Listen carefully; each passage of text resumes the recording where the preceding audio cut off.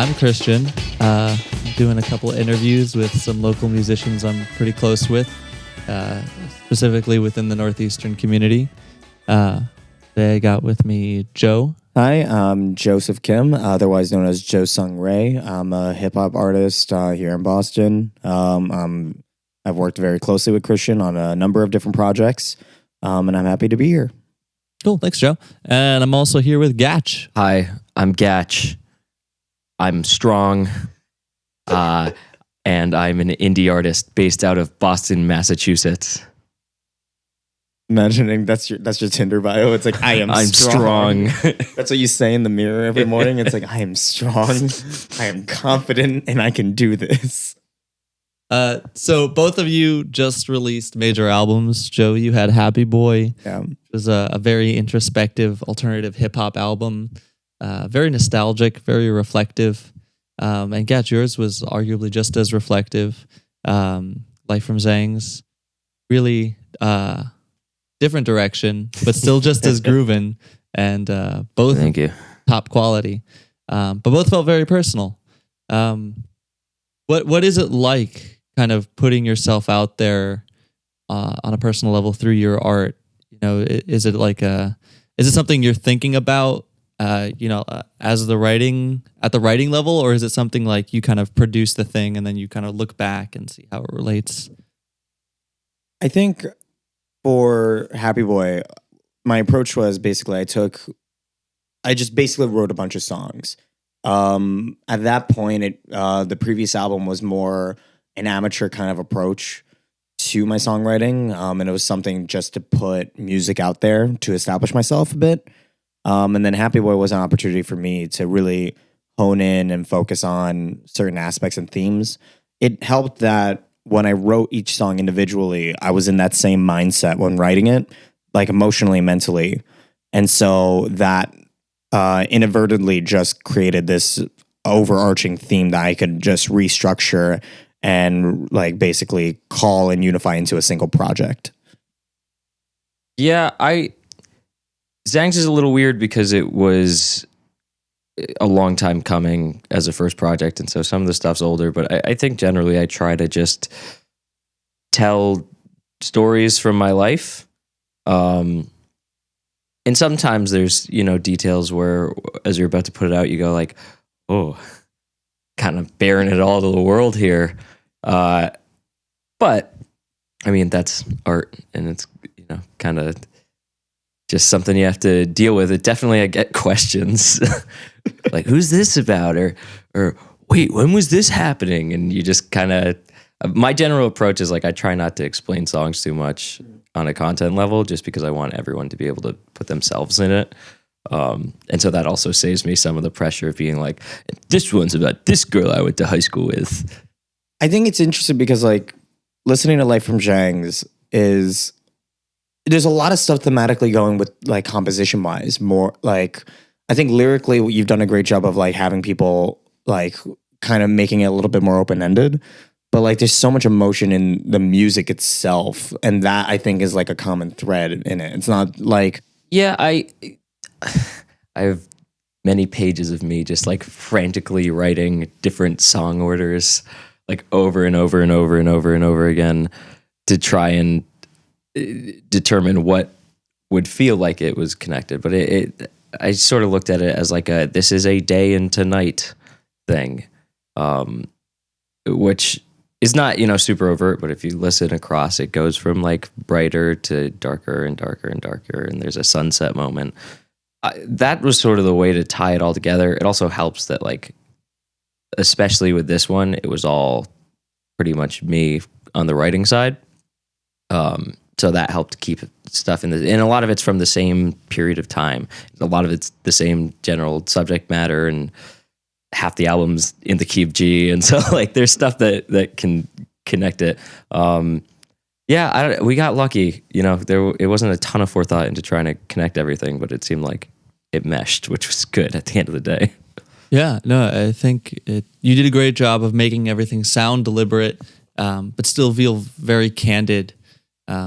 I think for both of you, You have like very stylized pieces. Was there ever like any expectation of the like final sound you were coming from, or final sound you were going for, as like how you wanted to present yourself or how you wanted to be perceived? Like semi-related, Joe, I was talking with Lily about your album, and she said she loved it, and she said she never would have expected rap to be a vehicle for a young Asian man to rap about God and sexuality. Yeah. But she loves the music, and she definitely resonated with what you were saying. She seemed to understand it. There's not a, like, to be frank, there's not a lot of room in hip hop for young Asian men. It really isn't. Like, I knew for a fact that when I started like writing hip hop, like I knew there was going to be a stigma against me, like, because like it just doesn't seem right. And so I knew for a fact that when I started writing, I couldn't tap into a certain aesthetic that is mainstream hip hop. There's no way I could have done that. And I still don't feel comfortable doing that. And I'm trying my best now to inch a little bit closer to like pop sensibilities. Because now there is more diverse kinds of hip hop in the mainstream, with like Brockhampton, Injury Reserve. And these guys are challenging people's notions of what hip hop is, both subject wise and both compositionally. And so I'm really glad that they're opening the door so that someone like me, who has very distinct, more indie sensibilities in terms of hip hop, can like kind of fit somewhere in there and still be considered hip hop on some degree. Like, I guess, like, what were the factors that pushed you, I guess, to the sound you have today? Is it just the sound you like? Is it maybe sounds you grew up with? Is it a specific way you wanted to present yourself? I think it's just sounds that I like. I don't make things in a bubble. I know there are some artists that try to stay away from like their own genre in order to continue like innovating, and I respect that. For me, I can't do that. I'm such a nerd that if I'm listening to hip hop, I want to see what I can do within that range. And so I'm pulling from everywhere I can when I'm like making music. It's one of those things where like it's not something you think about in the immediate. It's just like, oh, I like how this sounds, and I like how this sounds. What if I like combine them, or like, what if I just made my own version of this or something like that? And it's a trial and error thing. Sometimes it works, sometimes it doesn't.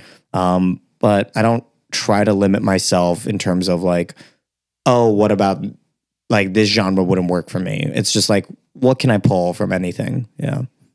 Gotcha. I'm curious where you're coming from, because Life from Zhang feels like it's got a lot of elements coming from a lot of different places. There's some like 70s bombast.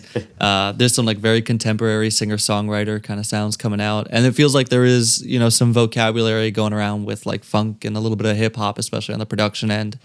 Did that kind of just coalesce as you were making, or was that like you had a vision board from the start? Yeah, I knew what I was getting into in terms of the hip hop elements, and that was a very intentional choice. Because my producer, The Archetype, that's what he does for the most part, is hip hop records. But what I love about all the people involved with the hip hop community, especially in Boston that I know, is that, they draw inspiration from just about everywhere except hip hop. And I think that it's the least limiting. If I said that I wanted to make an indie rock album, it would have a very specific thing. Or if I said that I wanted to make like singer-songwriting album, then there's preconceptions for me that I would immediately limit myself. And so we did just sort of approach it as like, see where the songs go. But there's also elements of like, I am always in pursuit of taming complexity, taming intellectuality in music. And so like, I love a pop song, and I think of myself as a pop artist, I guess. That's probably the closest thing, or like indie pop rock, sad, sexy beach music. But I come from, somewhat of a background of snobbery with like this. Oh, listen to this special live version of Bitches Brew 4 times, which I say in a mocking voice, but I mean it slaps. But it's always like I want to take those brilliant elements, but also bring them into something that you can, sing along to. And so that's where a lot of the other stuff came in, especially like the jazz fusion thing that happens at the end of Outline. It was like, fuck it. Breakdown. Yeah. I fucking love that outline. And I swear, like, is language okay on this? Or like, yeah, sorry. Yeah. My professor's going to have to listen to it, but I don't think she minds. We swear in class pretty We're all frequently. adults, I think. Yeah. I really love that jazz breakdown in Outline. Like I've told you this out of this recording, but like Outline is one of my favorites on the album. And it's just, oh God, like I just want to sit down and like, oh, like that kind of thing. You're talking about like you're struggling with like how to describe yourself in terms of genre, because like I think that's one thing for our cases when like I think that's the hardest thing to describe yourself. Like, and I've recently realized that like bedroom hip hop for me is like probably the most apt description for myself. But even then, that's pushing the thing. It's just hard to kind of box yourself into a description like that. I think genres are for critics. Yeah. I understand the function to help sort music, but I don't know. I get skeptical of any artist that like really is married to their genre. And hip hop's like a big overarching thing. Yeah. And so it's one thing to be like, I am a hip hop artist because that means a million things. Yeah. But as soon as you're like, I am specifically bedroom or I am specifically a lo-fi artist, it's like, why would you limit? Like, that's it. Do you think the genre then is specific to the sounds and sonic quality of the music, or does it also, include the person making it and their identity and their presentation? Like the aesthetic and all that. Yes. Yeah. Number 2. Yeah. I think, it's hard to like, I think that was one of the hardest things. I was like, with the album release, I also did like a whole like, kind of persona release as well, like claiming ownership of the Spotify account, really pushing the social media and also like the brand identity. And I think that was the hardest thing because the average person doesn't know what their brand is and they shouldn't have to. And so when like I'm thinking like if I'm doing this and I'm really pushing for this, what's going to be my aesthetic? And I worked with this photographer Artie Nosh to really capture the visual aesthetic of like not just of the album but also me, just like that could be outside of the album. And even then it's a very tough thing to crack. And I know that like Gatch, you worked with a photographer. Was it Allie? Allie Schmeling, who's just the best. She puts out great work. Like what was the process with that whole kind of like photo shoot and that whole like aesthetic kind of? We went back and forth for a bit with some assorted inspiration and sort of mood board type stuff. And then day of is just sort of a matter of feeling it out.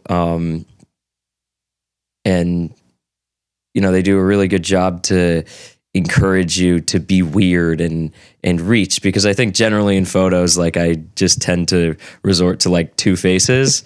And so really, there we got to play with a mannequin head and the monkey mask and all these toys and like all this stuff that I brought that I had no idea how we're going to use. And Allie just managed to like turn it all into a beautiful minimalist tableau, I believe is her phrase. But I think the core was that Allie wanted me to be myself. And so the sort of weirdness of the branding is just inherent to who I am. I think it very accurately portrayed who you are, at least as far as I know you. At least to, showing that like, hey, this is Gatch, but this is Gatch on like a well-lit stage. Yeah, with this is Gatch with good lighting and a small amount of airbrushing.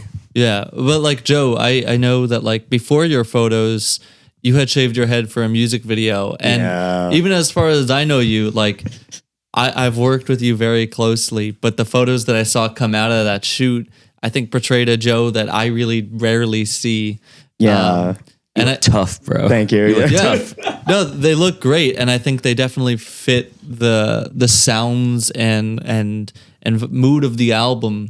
But it felt a little bit farther from how I know you as a person, and like maybe this is just because like I simply don't know you as well outside as. No, I'm just kind of zany, dude. I just am leaning hard into the zane. Like I think it was. I don't know. I think it's one thing because like I had to get someone's outside perspective in order to capture that aesthetic. Like I couldn't do that on my own. Because with like Shaving the Head, it portrayed a more kind of gritty aspect of me that doesn't normally come out in like normal conversation, like one-to-one conversation. I think you just need that other person to kind of define the aesthetic a little bit. Like I can't do that on my own as much as I'd like to try. Like if I try to come off as tough, there is going to be a large percentage of people that will not believe that. And that is absolutely fair. So I don't even try anymore. If I come off as gritty, great, but I'm not trying to go for that. I'm just trying to go for what do I want to do in that moment? And like with the music video, the music video wasn't supposed to come off as gritty. It just did. And like, I was just more focused on, am I accomplishing the task that I wanted to do, which was portray the actual shaving on head on camera. And it did. That's what it. So I was more focused on, is it accomplishing one thing and not accomplishing like an aesthetic approach? Yeah. I think you do a great job of kind of combining, who you are and what you're into, especially as far as like sci-fi and fantasy media, superhero media. Yeah. I'm a nerd. Yeah, I've had a friend call your music nerd hip hop. Oh, nerdcore. Yeah. Yeah, No, it's yeah. He hadn't even met you, and I was like, that is accurate. Yeah, sure. I've been thinking about that a lot because my music is inherently very nerdy. You like people who listen to it. There's a chance that people might not get certain references because it's just like steeped into nerd culture or like obscure references. Even for me, like sometimes I have to go into it and really find these references for myself because like I just think of a lyric and I'm like, does that work referentially? And I'm like, okay. For all my projects, I think about like what aspect of my identity have I not talked about yet? And then the next one I think is going to be steeply into like actual like previously it's all like subtextually nerdcore. I'm going to try to do like actual literal nerdcore. Like it's going to be the nerdiest fucking like nerdiest content that I'll probably produce. But even then, like I know there are some people like Childish Gambino fought a lot about his own struggle like with the nerdcore label because he's a nerdy guy, but he wasn't trying to be a nerdcore rapper. And so like, I don't know, there's like one of those things, do I want to be like a Gambino or do I want to be like an MC Frontalot kind of nerdcore rapper who's like explicitly nerdcore? Right now, the nerdy elements seem to be a separate part of your life that happens to find its way into music. But now it's sounding like you're trying to actually leverage that kind of stuff more actively and bring it into the music fold a little bit more. I think it's just more about what do I want to do in that moment? It's a very impulsive thing with my creative process. It's like, what have I not done yet? What do I want to talk about? Is there like a kind of overarching idea that I want to tackle? And that's kind of it. It's not less about like, man, I want to make more nerdy stuff. It's just more like, what do I want to talk about in that moment? Like, and if it's not nerdy stuff, it's probably going to be something else. It's just like one aspect. It's more about like showing different sides of myself that is the same person. It's not like it's exclusively different aspects. Right. I'm looking up right now, Dart Adams, who's a legend of hip hop culture and documentation, and is just an encyclopedic mind. Got into such like a Twitter war over the summer talking about hip hop being like having its base in nerddom. Oh yeah. And like this is just a tweet he had replying to somebody who was like, Nip was a nerd, Fitty was a nerd, like Dart, you don't know what you're talking about. He said, isn't Jay-Z the same guy who was so obsessed with words he'd study them and figure out how to memorize his rap since he was always busy hustling? Yeah. Like, talking about stuff like Czarface, there used to be so many like comic book references in hip hop. So I think it is at its core because it's poetry. Poetry is nerdy. Music is nerdy. It's the whole like music, like hip hop especially, is all about the underdog. It's all about people like defying expectations. Like the weirdest hip hop or like the least subversive hip hop is this hip hop that like tries to embrace a certain masculinity when they don't need to. Like I think people like Jay-Z, even Kendrick, are people that need to kind of acquire this masculinity through hip hop, and they have, in order to kind of become the top dog from the underdog position. Hip hop is inherently nerdy. People are copying like electronic equipment like in 73 because of the blackouts and like figuring out how to use all of this stuff and like learning over time how to use it. It's inherently geeky.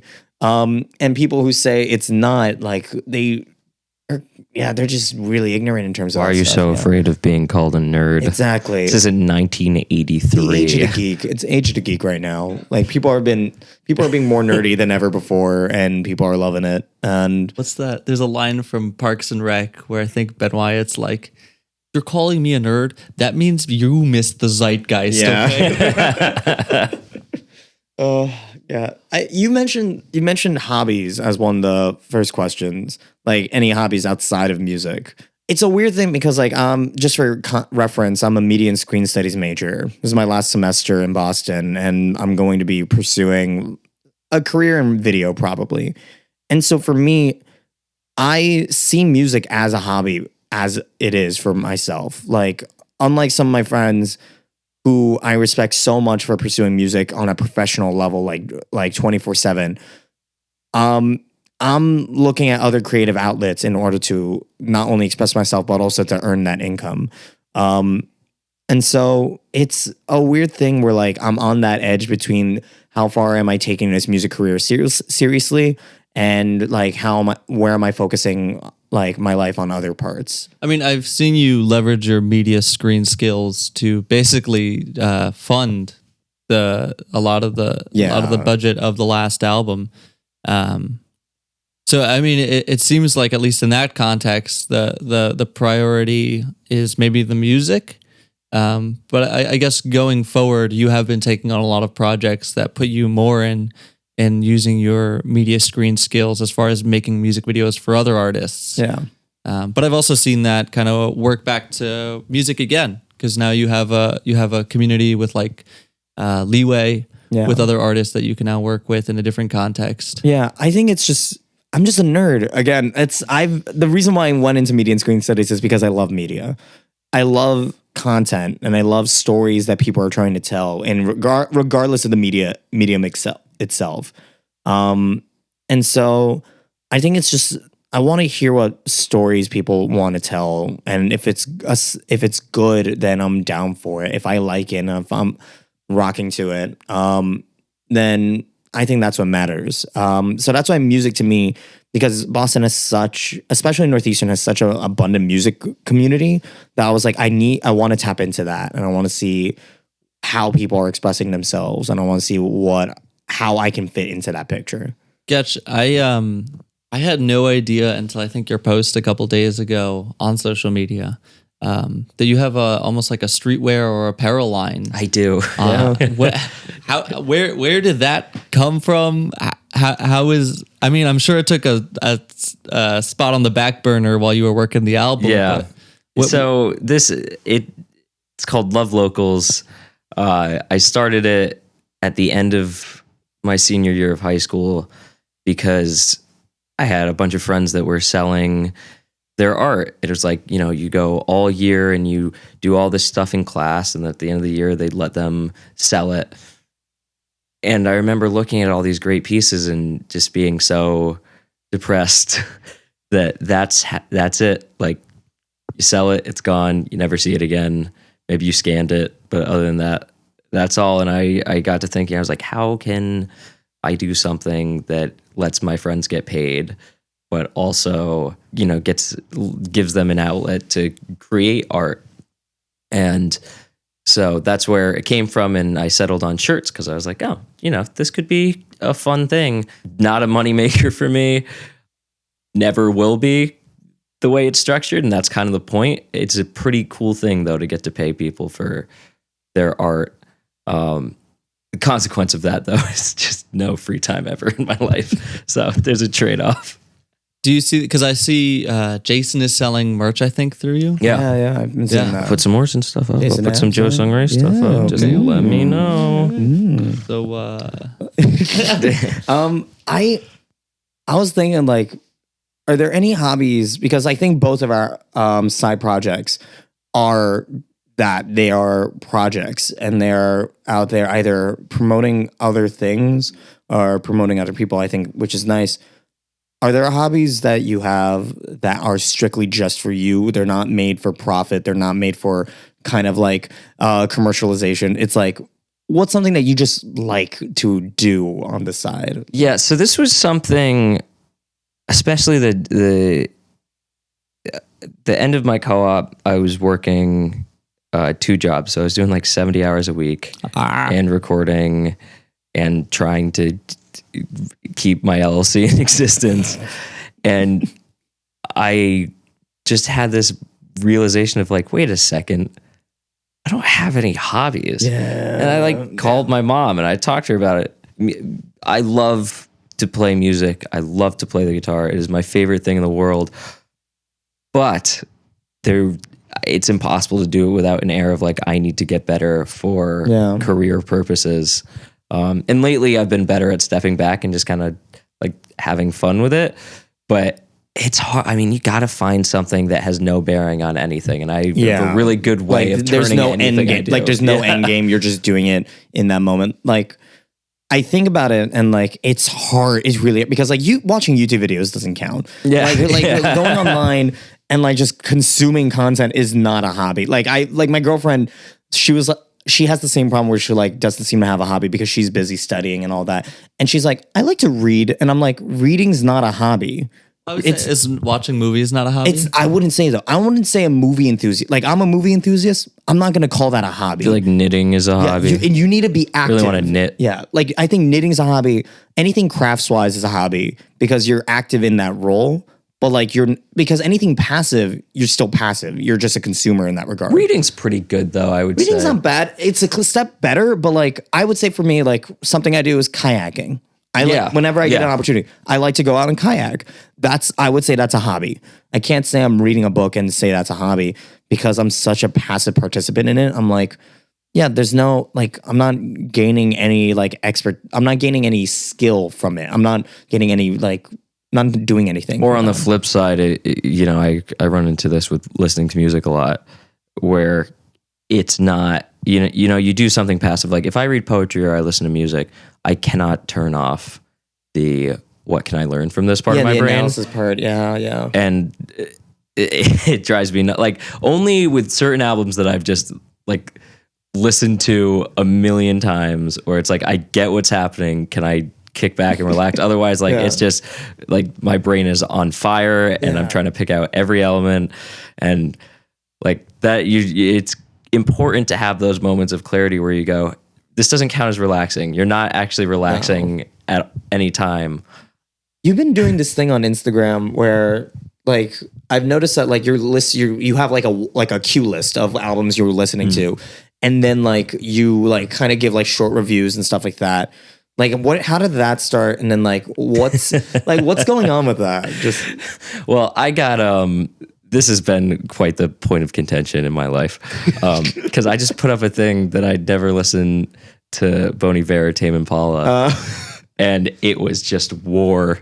People were personally offended. Because I think it's surprising because you have those aesthetics. Yeah. Like that's you make. I don't listen to any artist that people say that I sound like. Yeah. And so that has actually been fun. Like that's almost fun listening of people sending stuff to me to listen to. Yeah. Because then I'm just listening to it because like a friend told me to, as opposed to I'm sitting down and I'm going to learn every harmony and every single thing here, which I never do. I think so much about it and I get stressed and then I like actually half listen to the whole thing. So that has been a journey. It's still, I have like 70 more albums that people have recommended me to go. So like, I think it's like, I listen to music the most. I think that's why like the reason why I've worked with so many musicians and like that's my main kind of focus nowadays, because I think I have the most time to listen to music. Music is one of those things where like you can probably listen to that nearly every aspect of your life because it's just time. And it's just like your ears and like, I don't know. It's one of those things where like, that's what drew me to it. Like music in general. That it just kind of can pervade through whatever. It's such like on a base level, it's one of the most emotional things. It is to me just pure emotion. I am so bitterly jealous. That's how I listen to music. I'm so. That sounds great. I'm sorry. It's like, I think I'm closer to the Gatch spectrum of listening. That's fair. Yeah. Every new album, I'm fishing for production tricks and style points. In hip hop, like started music, just writing lyrics. So like I don't have the production sensibilities of like analytically taking everything I listen to. I do that now. Like I'm trying to get better at it, but I'm still at that point where I'm like just listening to something. I'm like, this is nice. This is just nice to listen to. You've achieved the balance. I've achieved nirvana, like musical nirvana. Oh, dude, Nirvana. They're sick, dude. Hell yeah. I love Wonderwall. Yeah, Wonderwall by Nirvana. Oh, man. Smells like a wall. It sounds like Gatch music has passed the threshold of just being a hobby for you at this point. And Joe, it sounds like you are some miracle person who has able to navigate the line between career and hobby perfectly. You're going to jinx me there. You're going to jinx me. Again, I've struggled with that question of like, do I want to take this full time? I mean, do you two, because I mean, Gatch, you pretty much do take it full time. And Joe, I could pretty much say the same for you. But I think I also get the feeling that if there were more time, you would use it towards music. Yeah. There's not enough time in the day. Here's the thing. If I had the time and money to do it full time, I would do it full time, but I don't. If I don't have as many listeners, like let's say within a year's time, and that's with like me pushing the music and the projects that I have, I'm okay with that. Like, it's not like... you said, if nobody listens to this, that's okay. Yeah. And like, I think that can be a good attitude to have. But also it kind of drives me crazy because I'm also trying to do good work exactly. with you. Yeah, especially now that I'm looking at the physical numbers, like the actual numbers and the analytics of how many listeners, how many like followers do I have now on Spotify and all that. It's driving me a little bit more crazy. But now I'm still at that point where I'm like, if no one listens to it, that's fine. Because I went into this with a hobby mindset rather than like a professional mindset. That's the big question of like, is music? Like, is it worth it if it's only played in a vacuum? There's one guy in Ecuador who plays the hits instrumental version. Oh, yeah, you're 7 times in one day, every like 2 or 3 weeks. That's awesome. And it just keeps me going. Well, I just got my Spotify year-end thing, which is a little weird because it's the cutoff is October 31st. Yeah. Like a month ago, looking at my artist site on Spotify and seeing that I had 5 listeners in Chile, and I went, oh, that's fun. And I looked where they were, and it was like right in the middle of all the protests and stuff. Ooh. And it was just like, what? I think it's such a crazy moment. Is there music protest music now? Just the idea though, like, I mean, talk about reasons to keep going because it's draining and it's brutal. Like I say all the time, God, I wish that I wasn't stuck doing this, but I can't not do it. But the idea that there might be those 5 people in the middle of chaos that are listening to something I made and it's making them feel better. No, that's crazy. Yeah. Like first time I got someone from like, I think either Chile or Japan, I was just like, how? Yeah. Because like I uploaded it and then like, it wasn't on any playlist. It wasn't on any like release radar because like, it was just too early. And I was just like, how did they find this? That's some like sheer serendipity at some level. It's insane, yeah. Like unless like I actively promote it in Japan. Like I have, like my girlfriend has family in the Philippines and she actively promotes it. God bless her soul because, and she like shares it with her family. So I know there are listeners there. But like it's just the weirdest thing for me to see that, like to see like other people around the world. Yeah, it reminds you that there's a world. There's a world outside. I mean, I have friends that like can't do big tours here, but have just done huge tours in Europe because there's a lot of people, and the music gets over there.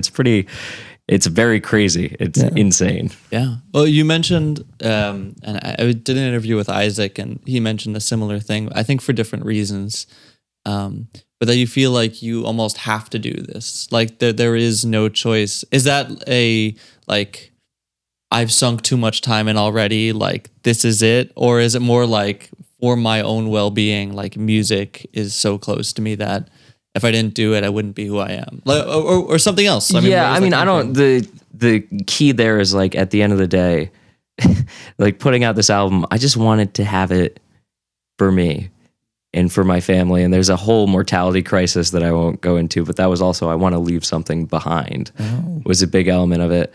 But it's just like, it is the only place that I feel comfortable in my own skin is performing and being on stage. Like just last night, I went to Ohi and hated. I mean, I am not a big dude. I don't like crowds, but I love being around people. And it's only been a recent realization of like, I like being on stage because it means I get to be around a lot of people and not in a crowd. But it's just so what it is and what I think about all day, every day to like an obsessive degree.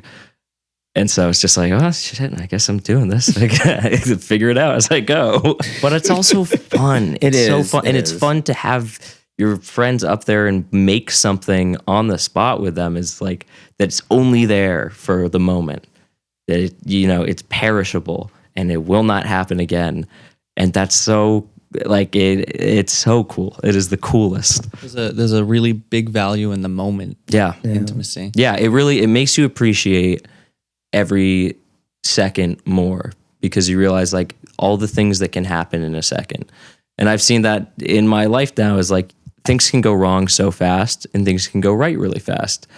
When you're on stage, it's the same thing. Like things can go wrong really quickly. Yeah. One time I dumped a bottle of water on a power strip and sparks, and it's like, whoa, wow. But I mean, that's like you learn to recover, and I mean, most of my lessons I've learned in my life have been from music related things. So I don't know. It's in the DNA now. It's too late. For me, like, it's not necessarily, it's a need, but it's not like a drive to like perform. I see my music as a form of therapy for me. I am too poor to afford therapy. And so what I like to imagine is literally get all my thoughts onto a page. What am I feeling? How am I feeling in that moment? It's a way to vocalize all these anxieties I have. And it's a way for me to be honest with myself. Like I started writing music like 3-4 years ago, like seriously. And that music was trash. Like, because I was like writing stuff that wasn't honest to me. And as soon as I started writing more honest material, then that became the therapy. It became a way for me to really say all the things I needed to say out loud in order for me not to implode or explode with all these emotions. I need to like verbalize all these problems in order not only for other people to understand, for me to understand. Because like there are feelings that we don't know what we're feeling until we vocalize it, until we like put it into words. And I think that's the biggest thing. So it sounds like music gets its fulfillment for you too, from the way you're able to kind of be honest and candid through it, and the way people can also resonate with it and kind of connect with it in the moment. Thank you. Yeah. It's kind of like sending, hanging out with someone and not engaging in any capacity of it. Well, this might just be me thinking, not engaging any capacity of intimacy, and then immediately text them after and be like, here's all my feelings. That's sort of like the music can be kind of like that. It's like, I will not share these things with myself or others. Yeah. And I'll just be, here I am. Yeah. Whoa.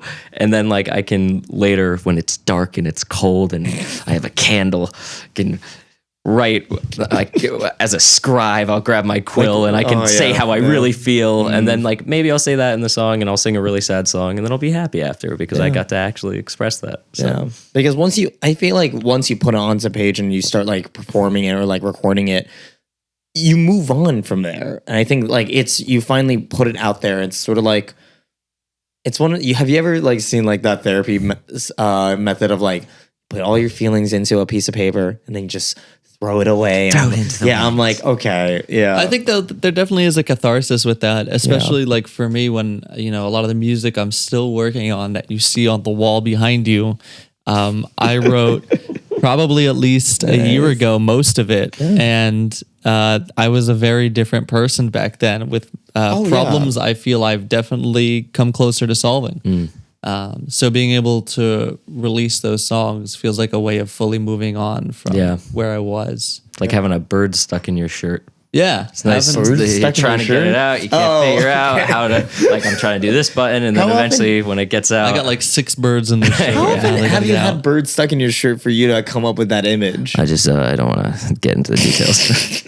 Listen, I do have a hobby. I'm a magician, and the birds have got to go somewhere. Wait, okay, so is it too late for me to get into magic as a 22-year-old? Wait, this is actually on topic. So, have you heard Macklemore's next project is going to be a magic rap album? I don't even want to think about it. It's a magic rap album because the reason why he's been so gone. Of cards. No, yeah, he's been gone. He's taken a hiatus because he got into magic, and he has become part of the magic community. Like he's apparently good, I guess.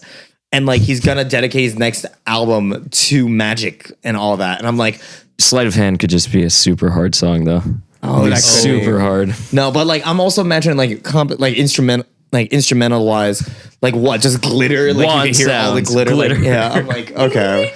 Yeah. Like, what does that sound Macklemore has done so much for society with his music. Listen, I'm excited to see what comes next. Oh wow. He's solved racism, homophobia. He's solved homophobia, and now he's gonna bring magic back into the mainstream, baby. Oh man, the amount of irony in this part.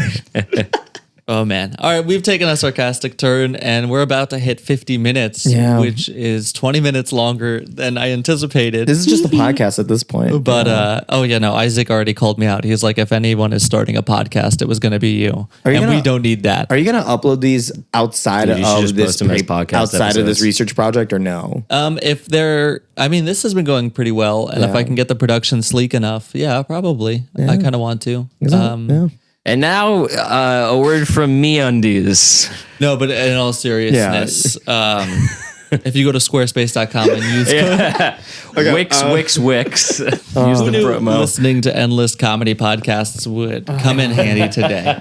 If there's anything left that you want to talk about specifically, I think we hit most of the points. Actually, I think there was one question. Do you want to see music take up more of your time, take up more of your energy? I think, I think I want to put more money where my mouth is, literally, in terms of just like what I can make. Because Happy Boy was at the first project where like actual money went into it. But even then, it's a bare minimum amount. I want to actually fund a project and see where it goes. And this is the right time for me to do this. Like, I'm 22. It's dating this recording now as soon as I say that. And like, I know for a fact that this is a right opportunity for me, and probably the few chances I'm going to get where I can explore music entirely before it does not age well, especially for hip hop. So yeah, I think I want to see where it goes in the next decade. Yeah, I mean, you really honed your talents. You really worked hard to build a very strong community. I mean, we didn't even talk about the Songwriters Club, but you're a leader in that group, and you've been actively involved, I think, almost your entire college experience. Through that, yeah. Youth is a dwindling resource, so gotta use it while you can. Yeah. Gatch, what do you think? Yeah. I mean, I'm actively looking forward to dropping most other things and just going for it. I've realized from living in college dorms that as long as I get to go out and play, I'm pretty cool with living in like very limited space and limited quality. Twin extra large, baby. Yeah, I think I could do another decade of that easily. Hopefully I won't have to. But yeah, even this summer we're looking at starting to do the real push and being on the road for a lot of it. So Wow. It's happening. I'm excited. I look forward to this. This is the first year, 2019. Like every year of my life, I've been like, this year I'm going to do this, and this is going to be my year. And this is the first year that I feel like I did that. And really, the thing that was the core of that didn't come out till the last quarter of the year. So I am excited to keep that energy going into this next decade, and I'm guns blazing, baby. That's what's up. Yeah, Pew, pew, pew, pew, pew. I can definitely get with that. I feel like my 2019 is probably gonna come to completion at the middle of 2020. Yep. Yeah. So, yeah, thank you so much for doing this. Yeah. I gotta, hey, if this is gonna be a podcast, I gotta give the opportunity for plugs. If anything, this will probably come out in January. Yeah. Cool. Okay. So, anything you want to plug? Well, yeah. Again, my name is Joe Sung-Rae. That's JoeSung-RAE. You can find me on Spotify, Instagram, anywhere where music is being played, streaming wise. The album's called Happy Boy. If this is January ish, check out the Shackles video, which will be out. I'm Gatch. That's GATCH. It's available me everywhere on every platform. So just look up Gatch, you'll find me. Or alternatively, you'll find a Filipino man. Gotcha. A Korean video game account. Yeah. And London Gatch, who's a Christian artist. Not me. Still, chill. I don't listen to Life from Zhangs if you want. That's Life from ZHANGS. And this has been very pleasant. Yeah. Cool. Well, thank you so much, and have a great day. Thank you. You have a great day. Yeah. Got him.